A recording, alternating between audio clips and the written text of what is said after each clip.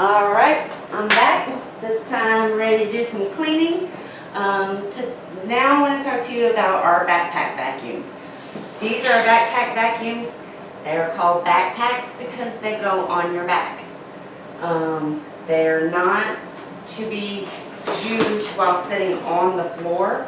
It has the blower for the backpack on the bottom here. Anytime it's turned on, that's where the air comes out of.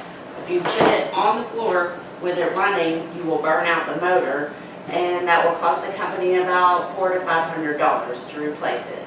So make sure you use it properly. First thing you want to do is undo your cord. It's a 50-foot extension cord. Never put two cords together. This has plenty of room. If you put another cord with it, you could blow out the motor, put a strain on the vacuum. So just unwind your cord. You have one end that goes into the wall, and the other end goes into the vacuum. So.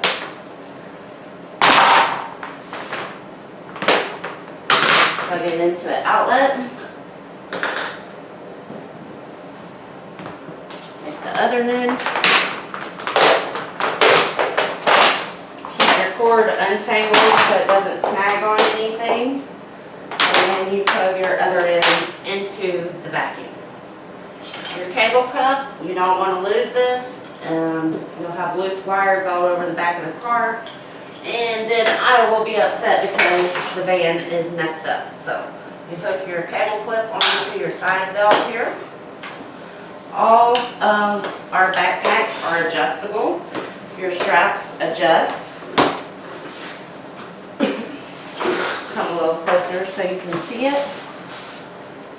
For people who need a little extra room, they adjust all the way out to this size. So you can see that's pretty flexible. I need it a little bit slimmer, so you also want to make sure that when you put on the backpack, it rests in the curve, the small of your back. That's where the belt should rest. It'll keep from putting unnecessary strain on your back. So you can see I need to tighten mine a little more so that it rests in the proper area. You could also put this strap across the front if you would like. It is adjustable too. I usually don't use this one, but it does provide you a little more support. If I've got a big building I'm vacuuming, I'll be strapping that one on as well. Then you want to take your cord and wrap it around your waist belt. The waist belt, of course, is adjustable as well on both sides. But you wrap your cord like that to keep it from coming unplugged whenever it gets snagged on something, and also it keeps from pulling on the cord coming out of the actual motor itself.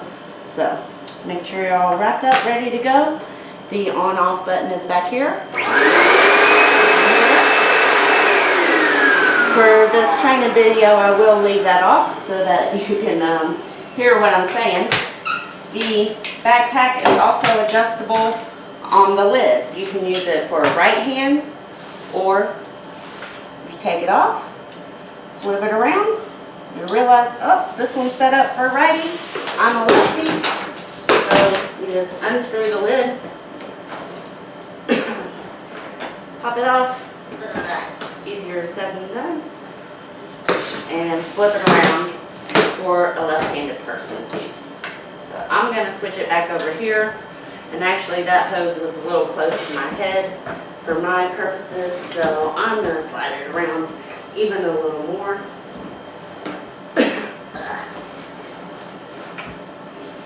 And that way, that's the preferred mode for me to use it. Alright, a couple other tips. When you're picking up the vacuum, pick it up by this strap or this strap. Never pick it up by this hose. You can see the glue on here. These hoses break easily. They're very expensive to replace, and we've had to replace quite a few. So never pick it up by the hose. Always by this strap or one of these straps. Whenever you're using the backpack vacuum, there will be times that you need to get into corners. Do not pull it off from here. I repeat, do not pull it off from here. Pull it apart right here. There's a little button. Put your foot on the bottom, push the button in while pulling. And this will let you get into any corners or under furniture that you normally wouldn't be able to reach with the tool. So that's how you take it apart. While we've got it apart, let's talk about our bristles. We have several different tools. This one is our brush tool. We use it for hardwood floors. We do use it on some carpets that are, you can't use the beater brush or the upright vacuum on it. So you want to make sure your head stays clear of hair, and it'll clog it up. Just make sure it always looks good before you start on the floor. This should have been cleaned before we left the last property, because you don't want to bring other people's stuff into another house. But simply vacuum it up.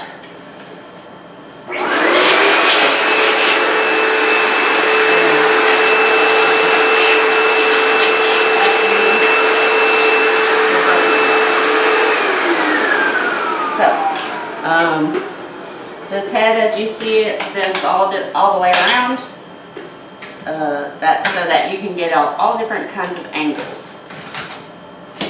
One thing about this pipe is be sure you don't scratch the walls with it. If you use it to get in corners, it could scratch up white paint especially. But when you're vacuuming a floor, you want to keep in mind air is coming from behind you.